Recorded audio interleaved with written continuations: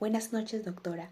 Mi nombre es Mireille Yamilet Quintana Requejo y en este video hablaré sobre la ley Aquilia, una de las normas más importantes del derecho romano, porque sentó las bases de la responsabilidad civil extracontractual. Explicaré en qué consistía esta ley, cuáles eran sus principios y su función y qué problemáticas jurídicas buscaba resolver y finalmente su relevancia en el derecho moderno. La ley Aquilia fue promulgada en el siglo III a.C., constituyendo así lo que es un hito en el derecho romano al regular la responsabilidad civil extracontractual por el daño causado lícita y culpablemente a bienes ajenos. Su importancia radicó en que otorgó un mecanismo legal para que las víctimas pudieran obtener así una compensación económica y no una simple restitución frente a la destrucción o al deterioro de algunos de sus bienes, ¿no? Los capítulos primero y tercero fueron los más relevantes, ya que el primero sancionaba la muerte injusta de esclavos o de animales de rebaños, obligando al infractor así pues no pagar el mayor valor que hubiera tenido en el último año. El tercero extendía, por lo tanto, la protección de otros bienes en caso de quema, ruptura o corrupción, estableciendo el pago del valor que tuviera el objeto en los últimos 30 días. Con ello, se consolida la noción de danum inuria, datum, el daño causado injustamente, exigiendo así de que exista una conducta típica, que es la acción de dañar, un nexo causal entre la conducta y el daño, y la inuria, que era el acto ilícito o injusto. Ahora bien, hablaré sobre el daño patrimonial, problemática jurídica que buscaba resolver la ausencia de compensación legal. Antes de la ley Aquilia no existía un mecanismo formal para reclamar reparación económica. Ahora bien, la definición de la culpa. La ley permite lo que es delimitar cuando un acto era ilícito y debía generar una indemnización.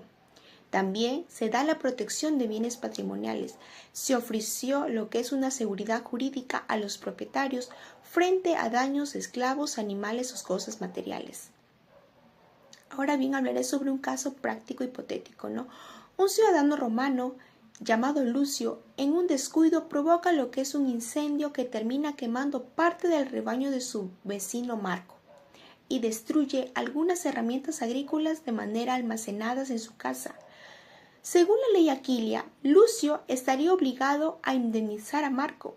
Por el rebaño muerto, debería pagar el valor más alto que esos animales hubieran tenido en el último año. Por las herramientas destruidas, debería pagar su valor en los últimos 30 días.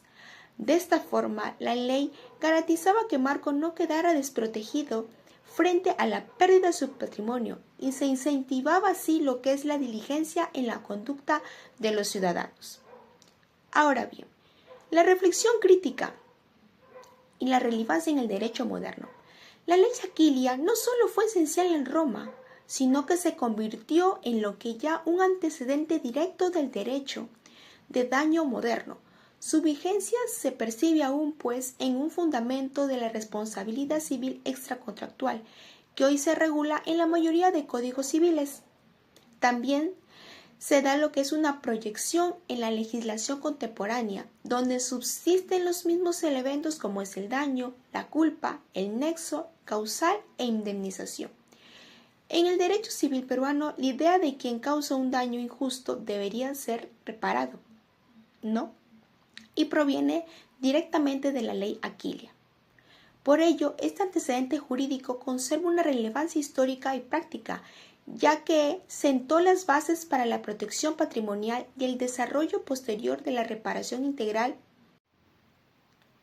Por ello, este antecedente jurídico conserva una relevancia histórica y práctica, ya que sentó las bases de la protección patrimonial y el desarrollo así posterior de la reparación integral y preventiva en materia de responsabilidad civil. La ley Aquilia fue la primera norma en sistematizar la responsabilidad por daños, estructurado el ilícito damnum inuria datum, y estableciendo así pues no una acción sancionadora y resarcitoria.